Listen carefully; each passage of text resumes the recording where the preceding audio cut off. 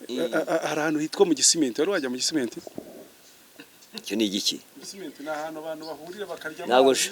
Ntabwo ushaka kujya mu masima ngewe, ndumva harimo sima, Gisimenti so hazi bihabera. Ni ahantu hari iki?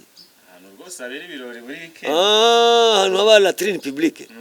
Ahantu wituma urisha amafaranga 20. Ntabwo ushaka kujya umusenzi ko Shadibu nawe kuri abagabo bimbwa kabisa. Ariko wenda Shadibu nkanjye wewe. Ariko nkanjye is okay. Reba mugiye gusomana na Shadibu ngasomana gute? Amurumye. Kumusoma mushaka kuki ndikamurumye. Ashyiramo kwande. Nanjye ngashyiramo. Ashyiramo se ko nge ntacyo mfite cyo gushyiramo. Agashyiramo. None se imbere kamubaze.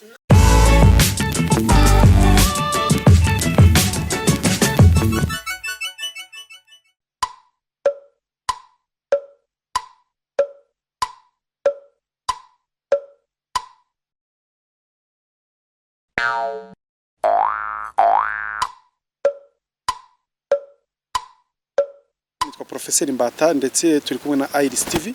Jado Twishime. Umusore w'inzobe cyane witukuje kagiraho na mukorogo nigezwe. Ahinduka n'amavuta. Akanyombya ari tukuje. Turi kumwe na Kanyombya hano, ariko Kanyombya ahetse amakayi agiye ku ishuri. Kanyombya yamize gute kugiye ku ishuri? Abana ko bari ku telefone barashaka iki? Ikibazo nugeza telefone ku ishuri barakwirukana. Ni ba mwana ku ishuri mwe. Professeur. Oui, wabuze ni nerval. No. Uyu mwana kandi uni indiscipline. Yanze ishuri. Ni indiscipline yanze ishuri nari kumpamagara mwana. Kandi urumwe ko rugeze mu ruhengeri ngo ruragiye kandi agomba kwiga muri Rubavu. Mbata nawe yize, Maganya Jado ntawe umwize. Jado yarize yize ibintu bijyanye n'ubwenge buke. Nukuvuga ngo rero nubwo TV kuvuga ngo urakora cheno, abantu bose bashaka gukora cheno. N'uruhinja barukora cheno. Rugerera rukaburuga rukavuga nk'inyawu. Birashoboka ko rwaba rufite cheno yarwo rukara nk'inyawu, abantu bakajya barwumviriza nangwa bakarukurikirana.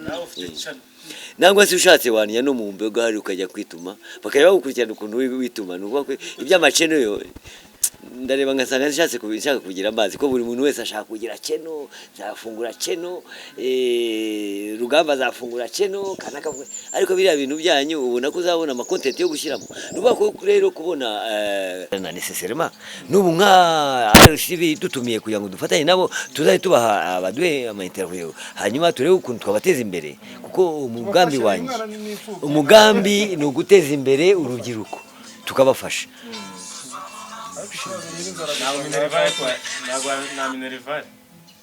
Ninzara gusanga hano reba nawe. Ni babandi ni wa wundi wa mwana arongeye. Ibyiza nuko gusa ndi mu musange, ariko sanze ari kunywa amayoga.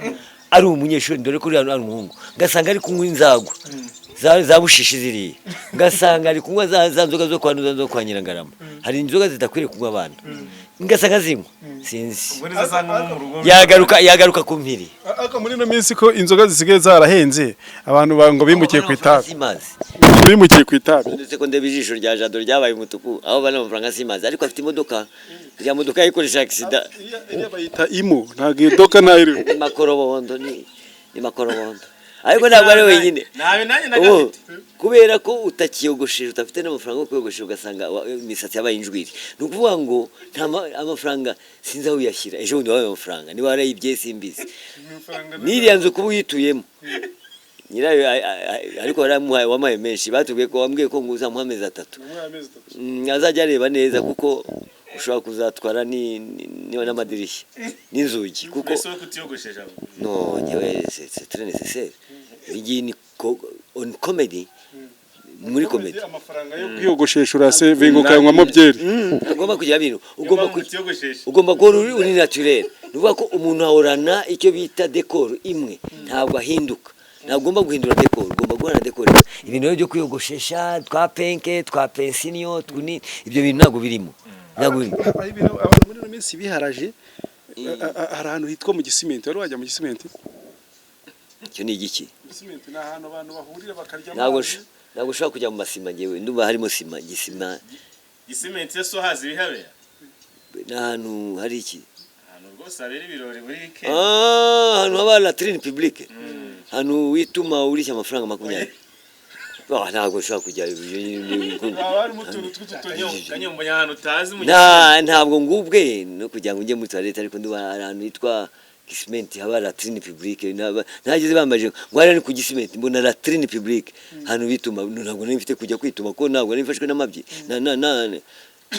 no kwituma ntabwo kwihagarika bisha ntabwo birimo ntabwo byari birimo n'abari aho ngaho ndahazi hano Uganda kamabuye kankubaza ikibazo kimwanga ngarabagushinja kutukana cyangwa ukavuga amagambo atameze niba naragutuza uzaje kundega nta manza ziba hose abantu bahura mu manza ni manza za buri munsi zabuzaga nejo bundi twagiye kuburana n'umuntu hora ajurira aratsindwa kajura ariko abanyarwanda no kuburana aho umuntu aburana gute n'umwana utaramera amenyo simbizi yarasaze nawe agomba gukora umusazi nuko utamuzi agomba gukora umusazi iko kiwerewere nta bwenge ariko mbwira imanza zo mu Rwanda zidacika buri munsi ndajuriye no kwiba amapariseri ugasanga umuntu yibye agapande k'agapariseri kandi ejo agapfa akajya mu butaka kuki atajya kwiba arukura umuntu agurisha ihene ye umuntu agurisha inka ye akajya kuburana urubanza rw'inkoko ye bamunyeze uretse muvuna muheto reka mbwire ubwo ngo ndagututse muvuna muheto no kugira ngo uzibe uceceke nuvuga ngaho mbwira ko ntari nabona umuntu bashyinguye hano bagashyira n'undi hano ubundi ngo ari mu gipariseri ko abantu ku isi hari abafurafuzi bafite ivugunyo ariko ajya kuvuga ngo gataka kanyara kibye ngo metero imwe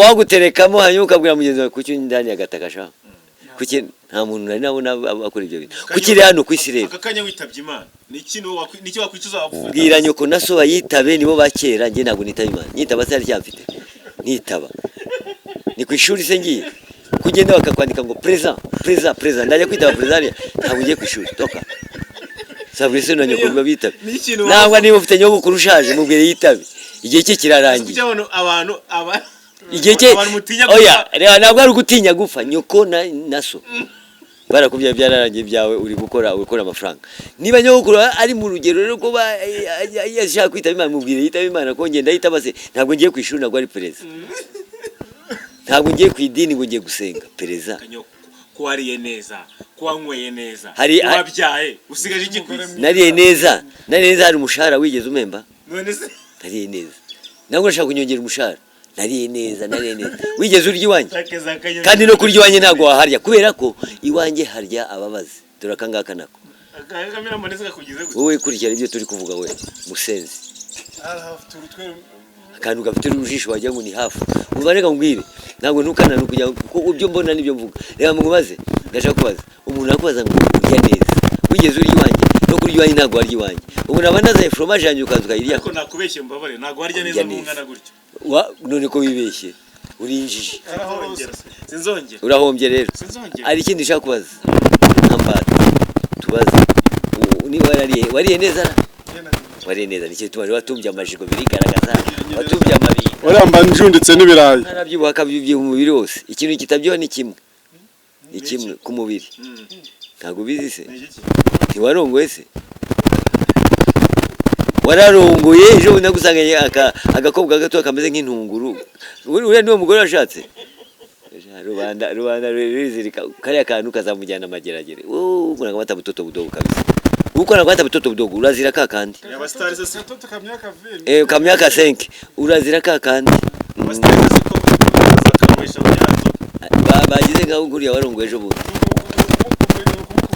nimugire narabigishe ndababwira mukuru ubukwe mukore mariage kumubana n'undi adakoze mariage abarindaye ubwo twarindaye dukoze ubukwe buraya butuvaho ariko rero nukuvuga ngo hari undi wakize ku burayi hari undi wakoze ubukwe witwa uyu Thomas ni umugabo mwiza nanuza n'uyu witwa Mederic sasa midi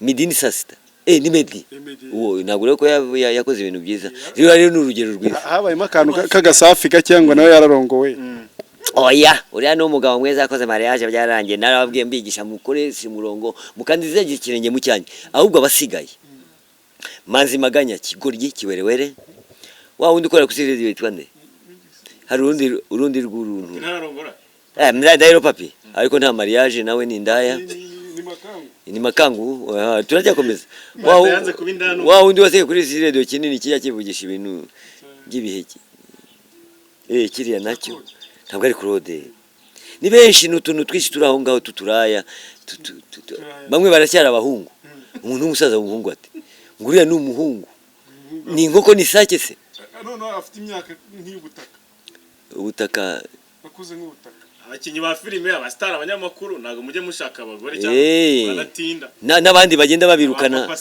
nta nzovu yatandukanye n'umugore nawe kugira ngo agire umugore nabyo ni historique nabyo umva Imana igira amabere nzovu afite umugore nyina w'ambongo arabyaye ariko abantu bajya uriya nzovu yigeze abona agakingirizo kamukwira kikise kugira ngo atabyara ko yabyaye babiri se amaze kubyara batatu afite umwe bameze kimwe basa nawe ni afite ubugufi bukabije imuremure mu bujyakuzimu uteye ubwoba ari witwa nde ni benshi abo bose nabanye ariko ngafite umugore mwiza gukurusha Kanyombya bigaragara ko gutereta atari ibintu byawe yagira umugore mwiza ntabwo musabye ko asa na biscuit nangwa se na bombo nangwa se n'inanasi uwo nuwe yaramukwiriye baranasa barakwiriranye ibisa birasabirana ubuse nka Jado umuntu twa Jado ngahereza ngo kuvuga ngarashaka Shadibu yewe ukuntu Shadibu amukuye Okay, ibimuga birasabana, ibimuga birabana, abarwayi bafite ubumuga bukabije. Nese Shadibu arashaka amafaranga cyashaka umugabo. Bitewe n'amafaranga wowe ukorera makiye. Ubikwiye nko kugenda ugashaka nk'umwana ahubwo mbariza Kanyombya Shadibu uri kumubwira aramuzi. Umaze kuvuga amagambo menshi. Kanyombya Shadibu aramuzi. Ndumva uri kunuka mu kanwa.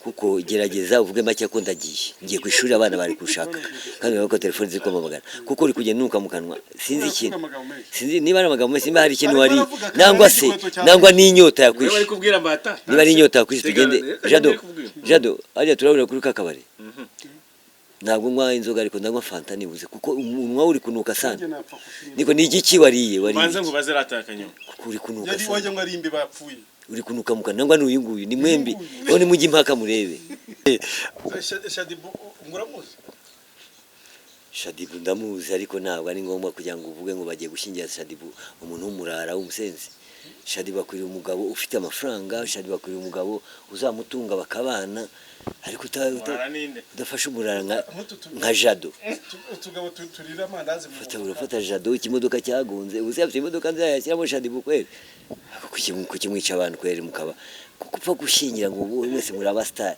hari umustar w'ingetura w'ingegera ushaka kuvuga ngo w'inyema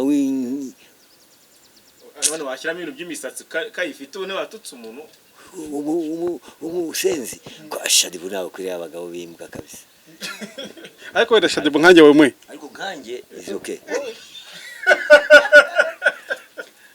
Ebana ndakubwiye muzajye mukura mwishyira Shadibu bamugwa mu maziki nge nagwa muntanga kabisa mu maziki se ahubwo igihe mfite ikashi ariko reba mugiye gusomana na Shadibu mwasomana gute murumye kumusoma mushaka biki ndakamurumye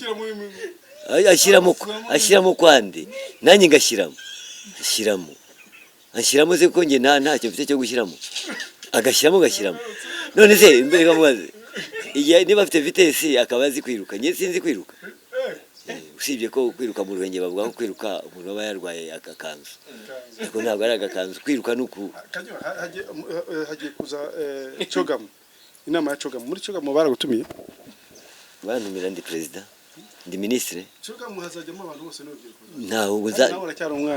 ntaho nzajya shinzwe isuku mu Rwanda muri Cogamo kweli ayo ngiyemo hari wanumiye ujya kushyira muri Cogamo njya kwenda iki bazaba bakora iki hazaba ari n'abakerarugendo bazaba baje gusura ingagi zishobora no kuzaba nkeya bikaba ngombwa ko basura n'abandi bantu bameze nk'ingagi cyangwa n'ibitera baje gusura ibitera ntabwo ndi igitera kandi ntabwo ushinzwe ibitera sindi umushumba w'ibitera sindi umushumba w'ingagi ibyo ushaka kumbwira ni biki nta n'akazi nasabye kuvuga ko Kanyombya bamushyira muri izo classe abazungu basura niba bashaka ariko baje gusura abasitari ba mbere mu gihugu bakansura, ibyo nabyemera, ariko ntabwo ndi umushumba w'ibitera, sindi umushumba w'ingagi, sindi n'umushumba w'inka, ntabwo ndiwe, yewe ntabwo hariya hari umushumba w'inkoko, ariko uri mu bwoko bw'inyoni bita inyombya, kiwerewere. Kanyombya muri Kongo bajyaga zingaro z'inkoko, umwatega zingaro z'inkoko, zingaro z'inkoko. Gusa urumva ari umuntu wariye zingaro z'inkoko, kereka niba ushaka gukora exercice yo kuvuga ngo nyama ni nyama. Nk'ukuntu abashinwa bavuze ngo abantu bose babona ibintu biba amashyira ngo bagomba kubirya. No, siwezi mimi, hawezekani. Ariko urabona ifura nkanjye narya panya. Amapanya zinakuwa utamusanga. Urabisa. Gusa ubundi ugiye kureba uko usa byonyine, usa n'umuntu wari inzoka, imbeba, ibishushwe, imiserebanye, ibintu nk'ibyo. Umugize inzobe ukamugira umuzungu, ntabwo yasa n'abashinwa, wagira ngo ari kuri Tedemiri. Reba udasasa. Ariko zeganyo umugize uramutse ubanyeho akagahuke kameze nk'akaburimbo gasa n'ipantaro y'umukara y'umuhungu, ukamugira umuzungu, wasanga atasa n'umushinwa, yasa nk'umunyakoreya. Bo okay. Urumva ko cyo nagitoye. Nanjye mukubariza Kanyombya. Ishadu yavuze ngo ntabwo turarongora, we yararongora.